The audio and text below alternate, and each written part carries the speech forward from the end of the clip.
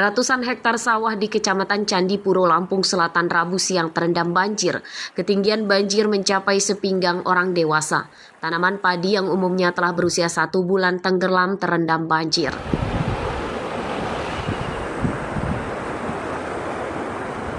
Banjir di Kecamatan Candipuro akibat jebolnya tanggul sungai di Desa Sinar Pasemah yang tidak mampu menampung meningkatnya debit air akibat sering diguyur hujan lebat. Air sungai kemudian mengalir ke area persawahan warga. Kira-kira luas sawah ini yang terkena banjir ini berapa hektar? Sekitar 300-an lah. 300 hektar, Iya, Pak ya? 300-an. Dari sono. Tapi sawah udah apa ini Pak? Udah nanam apa belum? Baru nyebar. Baru nyebar ya? Iya, baru nyebar. Mau nyebar, udah nyebar. Ya, otomatis hilang semua Pak ya? Ada sebagian nyebar, sebagian juga ada yang belum. Tapi ada juga sebagian nyebar di daratan. Belum ada penanganan dari pemerintah terkait bencana banjir ini. Menurut Pamong Desa Sinar Pasemah, pihak yang telah datang ke lokasi baru dari pihak Balai Pertanian dalam rangka melakukan peninjauan banjir.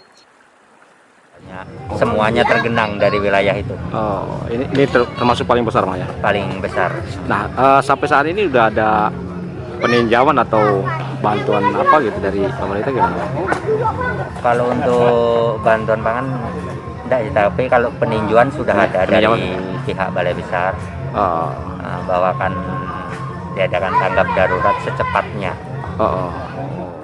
Menurut data pihak Kecamatan Candipuro, Lampung Selatan, terdapat 203,5 hektar sawah yang terendam banjir. Warga meminta kepada pemerintah Kabupaten dan Provinsi Lampung agar segera memperbaiki tanggul yang jebol agar banjir tidak terjadi berkepanjangan dan tanaman padi mereka bisa tetap hidup. Ari Susanto melaporkan dari Lampung Selatan.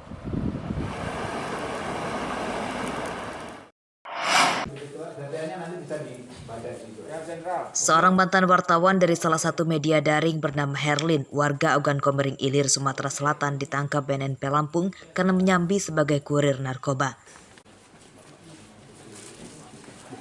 Tersangka ditangkap bersama seorang temannya bernama Herlin. Keduanya ditembak kakinya karena berusaha kabur saat akan ditangkap. Dari penangkapan keduanya, petugas BNN Lampung menyita 2 kg lebih sabu-sabu, 2 unit mobil, dan 6 ponsel. Dari hasil pemeriksaan petugas, keduanya menyuplai narkoba untuk daerah Mesuji, Tulang Bawang, Waikanan, dan Sumatera Selatan. Merdeka News katanya. Dilakukan tanggal 8 Desember 2021 sekitar jam 8. Lokus diletenya di pintu tol Simpang Pematang, kilometer 250 Desa Mulya Agung, Simpang Pematang, Kabupaten Mesuji. Ada 2 tersangka yang ditamankan atas nama HE dan NA, ya. Para tersangka ditangkap di sekitar pintu tol Trans Sumatera kilometer 240 Desa Mulya Agung, Kecamatan Simpang Pematang, Mesuji. Saat ditangkap, keduanya mengendarai mobil yang berbeda dan barang bukti sabu-sabu ditemukan di dekat pijakan kaki kursi penumpang. Wartawan? Hah? Kapan kamu keluar dari wartawan? Tahun lalu. Tahun lalu? Enggak jalan. Hah? Enggak jalan. Oh, berarti pada saat kau tangkap kau sudah bukan wartawan. Kamu jangan mencemarkan wartawan kok. Penyidikan kasus ini masih akan dikembangkan petugas BNN Lampung untuk memburu pengendali jaringan narkoba. Atas perbuatannya, kedua tersangka terancam hukuman mati. Harsadi Saputra melaporkan dari Bandar Lampung.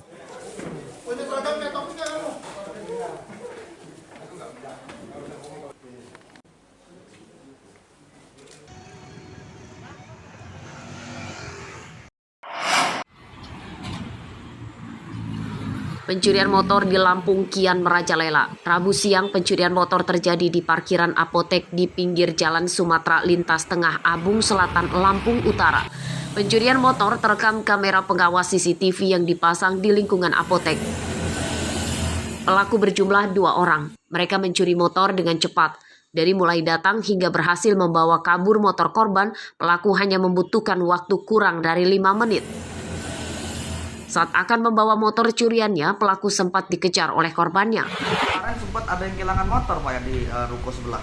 Iya, kemarin sekitar kurang lebih jam 1 siang. Kehilangan motor, posisi saya masih di dalam, nggak kelihatan juga, totalnya sudah rame. Motor yang hilang itu motor Beat. Plat nomornya Pak tahu nggak? Kalau plat nomor yang kehilangan nggak tahu. Nggak tahu ya. Itu sempat rekam CCTV Pak. Ada. Sempat rekam CCTV itu yang punya.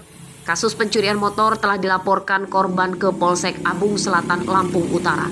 Korban juga memberikan arsip rekaman CCTV kepada polisi untuk membantu mengenali identitas pelaku. Korban meminta agar para pelaku pencuri motornya dapat segera ditangkap dan diberikan sanksi tegas. Ardio Haba melaporkan dari Lampung Utara.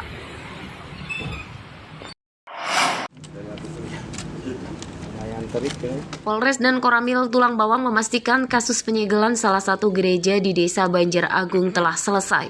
Hal ini dikatakan oleh Kapolres Tulang Bawang AKBP Hujra Saumena pada Rabu siang di kantornya. Masalah tersebut tidak naik ke ranah hukum. Warga sekitar gereja juga telah menerima dengan baik adanya aktivitas umat Kristiani di desanya. Sehingga permasalahan ini bisa dimediasikan dan selesai oleh masyarakat kita di sekitar gereja. Saya ucapkan terima kasih telah mengizinkan kepada Pak Pendeta, Pak Sidaputar dan jemaat untuk melaksanakan kegiatan ibadah Natal. Dan dalam pelaksanaan kegiatan ibadah Natal ini kami melakukan pengamanan sampai dengan selesai kegiatan ibadah tersebut. Pimpinan gereja Pentakosta di Desa Banjarmargo Tulang Bawang juga membantah adanya persekusi ibadah Natal saat penyegelan gereja saat itu. Menurutnya saat itu warga datang untuk menanyakan perizinan bangunan dan kegiatan di dalamnya. Berdasarkan video yang telah viral di medsos berhubungan dengan acara kegiatan perayaan Natal di tempat saya, GPI Tulang Bawang, Kecamatan Banjaragung, tidak terjadi persekusi ibadah Natal seperti yang terdapat di dalam video tersebut. Namun saya jelaskan itu salah persepsi. Masalah penyegelan gereja tersebut terjadi pada hari Sabtu lalu saat Hari Raya Natal. Penyegelan gereja kemudian viral di media sosial karena di dalam videonya terdapat rekaman adegan persekusi ibadah Natal yang rupanya tidak benar. Warga sekitar gereja juga kini telah memberikan izin bagi umat Kristiani untuk beribadah di gereja baru tersebut. Mustaqim melaporkan dari Tulang Bawang.